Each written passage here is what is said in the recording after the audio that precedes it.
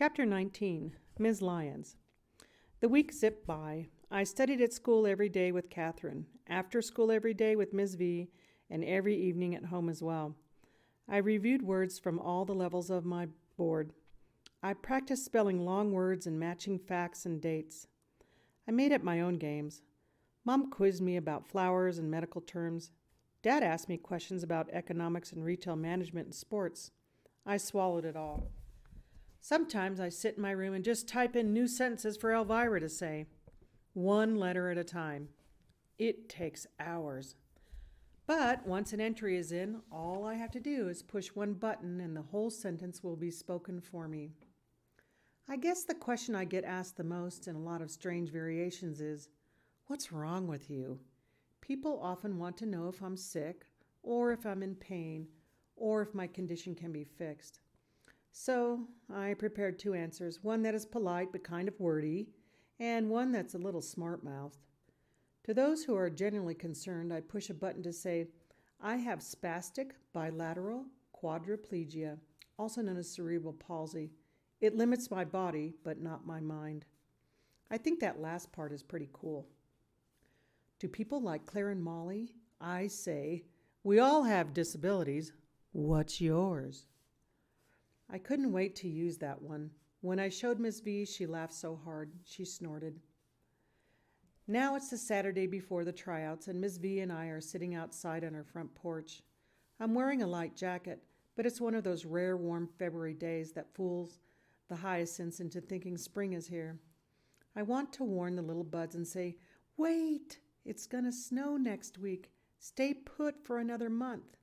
But every year the early spring flowers shiver in the last snow of the season. We watch wisps of clouds hover over us. A canary-colored goldfinch is perched on the railing, looking at the empty bird feeder dangling above it. If he could talk, I bet he'd ask for thistle and more warm days like this. What would you do if you could fly? Miss V asks as she glances from the bird to me. Is that on the quiz? I asked, grinning as I type. I think we've studied just about everything else, Miss V chuckles. I'd be scared to let go, I type. Afraid you'd fall? She asks. No, afraid it would feel so good I'd just fly away. It took me a long time to type that. She is quiet for a very long time. Finally she says, you are a bird, Melody, and you will fly on Monday when you take the test. I hear our front door slam shut next door, and I wave to Mom and Penny as they wander over to the porch. Butterscotch, clearly happy to be unleashed, bounds next to them, sniffing the base of every tree. Penny walks with such determination, her face alternating between frowns and smiles as she concentrates on marching down the path between our two houses, then climbing the front steps with both hands and both feet. She is wearing her puffy winter jacket and the hat of the day, a blue straw thing that is scrunched and crooked from her sitting on it so many times. Poor Doodle, of course, drags behind her. Dee Dee, she cries as she finally gets to the top step. I'm still boggled by how easily she does stuff. I touch the sleeve of Miss V's dress as I think about what she asked me. Freedom, I type, pointing at Penny. Freedom. Miss Valencia nods. She understands. What a glorious day, Mom says, breathing deeply. You think we're all done with winter? More cold coming, I type.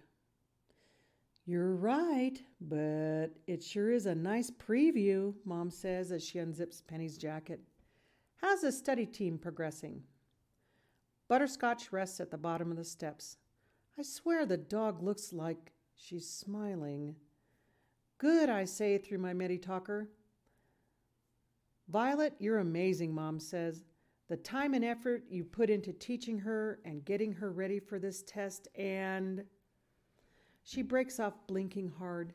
You must have taught her thousands of words. Nobody seems to be amazed that Penny is soaking up and learning thousands of words, Miss V replies with a shrug. Melody is no different. Mom nods in agreement. I know you're right, but it's just so much harder for Melody. No, it's harder for us. We have to figure out what's in her head. I'm getting tired of them talking about me like I'm in another room. I turn the volume up on my machine loud. Let's have cookies. Cookies, Penny repeats. Ms. V stands up. I hear you, Penny, babe. Let me find us some sweets. As she heads into the house, she turns to Mom and says softly, Ms. Melody here has always had a special place in my heart. Heartburn, I type. That gets them both laughing. Ms. V returns a few minutes later with a plate of hot chocolate chip cookies and 2 servings of milk in red sippy cups decorated with Disney princesses. I hate to admit it, but a sippy cup makes it easier for me to drink. Cookies! Penny screams. She reaches for the plate, but Mom pulls her arm back. Miss V gives Mom 2 cookies and a paper towel. Mom blows on one, then gives it to Penny, who proceeds to stuff the whole thing in her mouth. Look at my little Penny pig, Mom says, laughing. Ms. V breaks my cookie into segments, then places a piece in my mouth. Although I'm a caramel lover, these cookies must have been made in chocolate heaven. I swallow while Ms. V gives me sips of cool milk. Cookies smooshed down so great with milk. I don't even have to try to chew. I'd love to have enough control to feed myself, but that's on my list of things I'd wish for, along with walking and taking myself to the bathroom and, oh yeah, flying. Interrupting my thoughts, Ms. V asks, what continent produces the largest crop of cacao beans which give us this chocolate? Africa, I type. She nods and gives me another sip of milk. And which state produces the most milk? California, I reply. I think you're ready, Melody, Ms. V announces. Mom reaches over and strokes my cheek. You're going to rock it on Monday. Then what? I type. Then you run for president, Ms. V interjects. Yeah, right, I tap out. Just then, Dad pulls into our driveway. Boy, does our big old car need a trip to the car wash. I guess Chuck got off early today, Mom says, looking pleased. Maybe we can get an early dinner. Dad gets out of the car, stretches and waves at us. Penny's face lights up. Daddy, she calls out, standing up and looks at us with a devilish grin. Don't you dare, Miss V warns, in her I mean it voice. Penny ignores her. Go bye-bye in car? She loves to ride in the car. It doesn't matter where, the store, the post office, as long as she gets to ride in her little car seat in the back. Doesn't make much sense to me. She falls asleep as soon as we turn the first corner. She hurriedly bumps down a couple of the porch steps, then 2 more, waiting for a reaction from Mom. Penny Marie Brooks, you bring your little buns right back up here, my mother cries out. When Mom uses all 3 names, it's serious. Penny reaches the bottom of the steps, looks back at us, smirks and says, See, Daddy, gotta go to work. Then as fast as her little short legs will carry her, she bolts for Dad. Mom, of course, has other ideas. So does Butterscotch, who jumps up, gives 3 short barks, almost like Mom using 3 names, and calmly walks in front of Penny to block her path. Good dog, Mom says. Come back here, little cookie face. By this time, she has hurried down the porch steps and retrieved my sister. This child, she says to my dad, who is ambling over to us, is an escape artist. I need 4 sets of eyes with her. She wipes the chocolate off Penny's face and nuzzles her. Good thing you've got Butterscotch, Dad says as he brushes the top of the dog's head.